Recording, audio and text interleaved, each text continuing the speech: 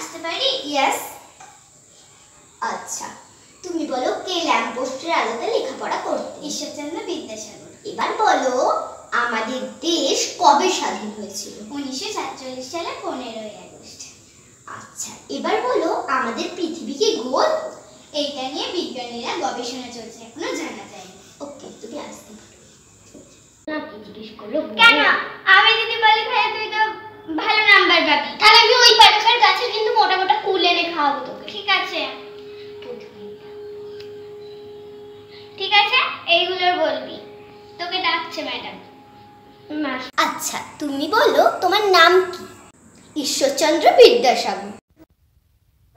আচ্ছা, তুমি বলো তোমার ডেট অফ বার্থ কত? 1947 সালে 15ই আগস্ট। তুমি কি একটা পাগল? এটা নিয়ে এখনো গবেষণা চলছে, সেটা এখনো জানা যায়নি।